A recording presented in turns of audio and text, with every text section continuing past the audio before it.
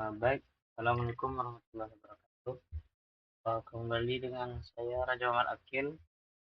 Yang pada kali ini kita akan membahas contoh soal dan pembahasan tentang subbab materi biologi kelas 11, yaitu tentang sistem pencernaan. Baik, kita bahas dari soal pertama. Itu perhatikan beberapa fungsi zat makanan berikut.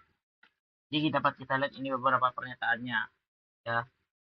Jadi yang ditanya adalah fungsi protein terdapat pada nomor.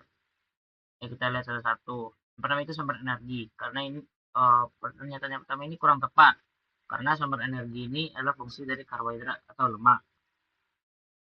Terus pada pernyataan yang nomor 2 itu tepat karena ini memang fungsi dari protein.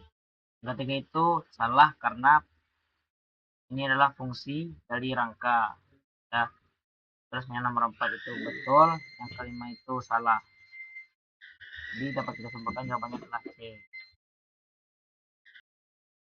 Baik, kita lanjut soal yang kedua.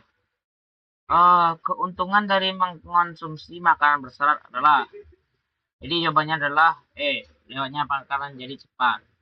Mengapa?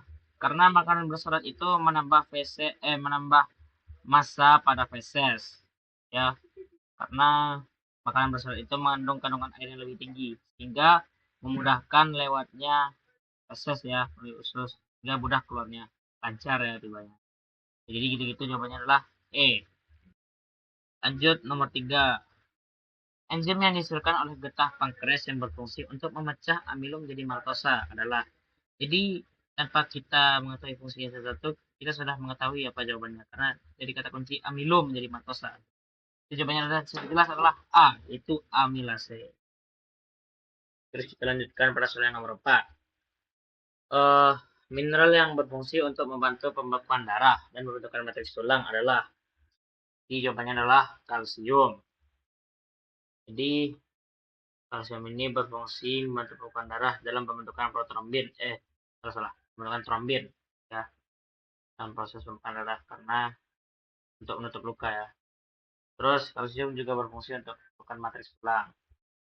Jadi bagi yang pada masa pertumbuhan, silakan untuk minum susu, ya, karena itu mengandung kalsium yang tinggi. Ya, kita lanjut ke nomor 5. Jadi perhatikan gambar berikut ini. Nah, dapat lihat, kita lihat ini adalah organ hati atau liver. Jadi fungsi organ pada gambar di atas yang berkaitan dengan fungsi pencernaan makanan adalah dia fungsi pencernaan. Jadi hati ini, coba kita lihat di jawabannya ini yang paling tepat itu A. Kenapa? Ya memang A, memang fungsinya mengeluarkan racun. Jadi kalau yang di opsi B ini masukkan empedu. Jadi masukkan empedu itu dari organ empedu lah. Terus yang C masukkan sel darah. Jadi kalau sel darah itu dihasilkan melalui uh, sumsum tulang kalau nggak salah, ya. Terus kalau dia menyimpan zat makanan. Kalau menyimpan zat makanan ini, kalau menyimpan ini tibanya ke lemak, ya. Yang E, pancaran eritrosit 2 kurang tepat. Ini jawabannya paling tepat adalah A. Kita lanjut pada soal ke-6. Berikut ini adalah beberapa proses pencernaan. Beberapa pernyataan itu yang pertama adalah penyerapan air, dua penyerapan mineral, yang ketiga penyerapan ion-ion, yang kedua itu pembusukan oleh Escherichia coli. Proses pencernaan terjadi dalam usus besar. Jadi usus besar ini tempat penyerapan air serta banyaknya bakteri-bakteri baik seperti Escherichia coli. Jadi jawabannya adalah E, 1 dan 4. Baik, kita lanjut pada soal yang nomor 7. Jadi pada nomor 7 itu terdapat gambar, ya. Di kelenjar nomor 1, 2, 3 menghasilkan ludah. Ini nomor 1, 2, 3 itu merupakan adalah kelenjar saliva, ya, yang menghasilkan ludah. Yang mengandung enzim tialin. Jadi enzim tialin ini sama dengan enzim amilase. Itu bertugas untuk menguraikan amilum atau karbohidrat menjadi maltosa atau gula yang lebih sederhana. Jadi jawabannya itu D, mengubah amilum menjadi maltosa. Kita lanjut pada soal nomor 8. Di ini studi kasus, ya. Seorang pasien sering mengeluh sakit pada bagian lambung. Setelah diperiksa, terdapat luka pada dinding lambung dan terjadi infeksi pada lapisan mukosa lambung. Itu memicu terjadinya peradangan pada lambung yang kadang-kadang disertai pendarahan. Berdasarkan hasil pemeriksaan berikut, tersebut, jenis penyakit yang diderita pasien dan penyebab secara urutan adalah, itu jawabannya adalah A, itu ulkus. Ulkus disebabkan oleh bakteri Helicobacter pylori dengan gejala di atas. Jadi jika jawaban B, jadi kalau B ini adalah appendicitis. Ini terjadi pada bagian appendix atau umbai cacing. Jadi gejalanya tidak cocok dengan kasus di atas. Yang C, serostomia ini dimana kelenjar ludah ini menghasilkan apa tuh sedikit sekali menghasilkan ludah. Yang D, sembelit. Sembelit ini karena penyerapan air yang berlebih pada feses sehingga feses sudah keluar mempet ya. Sementara yang ini gastritis. Gastritis ini emang iritasi ya, tapi tidak emang terjadi di lambung, tapi tidak sampai menyebabkan luka dan pendarahan. Paling dia terasa kembung gitu.